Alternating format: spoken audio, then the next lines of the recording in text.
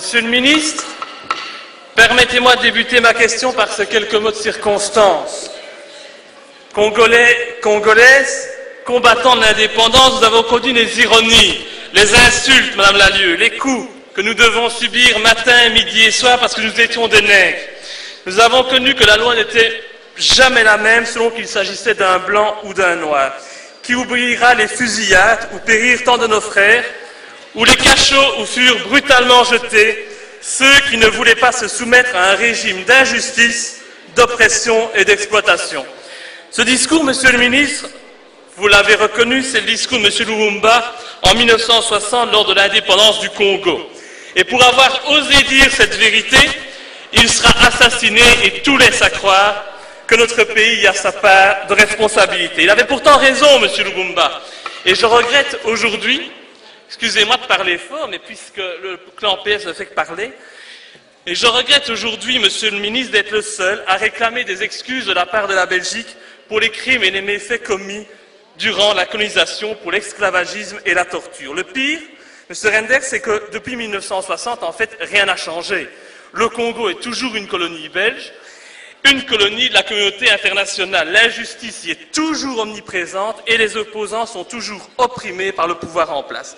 Notre pays, lui, continue, par votre voix, par celle de M. Di Rupo, à honteusement soutenir un président fantoche qui a été placé à cette fonction par le grand Manitou du MR, votre ami, même si je ne sais que ce n'est pas le cas, Louis Michel, qui aura fait fortune sur le dos de la misère du peuple congolais.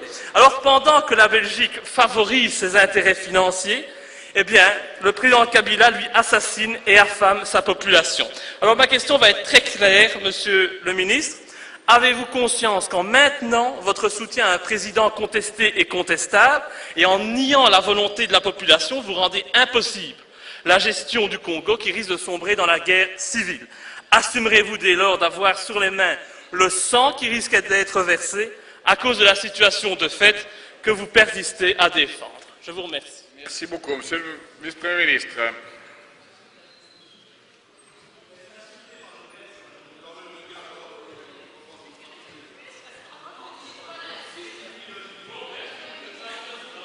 La parole est au vice-premier ministre et ministre des Affaires étrangères. Merci, Monsieur le Président. Je ne veux pas revenir sur les différents commentaires de M. Louis, simplement vous confirmer que nous suivons le processus au Congo de manière très assidue en fonction de la demande que nous avons formulée de voir s'améliorer le processus de compilation des résultats à l'occasion des élections législatives. Pour le reste, je rappellerai simplement 2 ou 3 choses pour M. Louis. La première, c'est que je dois quand même lui confirmer que le Congo est bien indépendant. La décision est tombée déjà il y a quelque temps, M. Louis.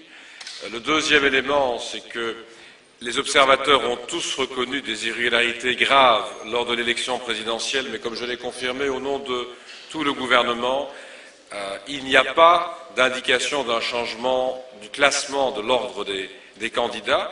Et 3, c'est la raison pour laquelle le Premier ministre a tenu, comme je l'avais fait déjà, à féliciter l'ensemble des forces congolaises, je le rappelle, pour leur participation au processus électoral et a tenu également à signaler au président Kabila que nous souhaitions poursuivre nos travaux en faveur de la population congolaise. Pour le reste, il n'y a aucun soutien en particulier à un régime ou à un autre.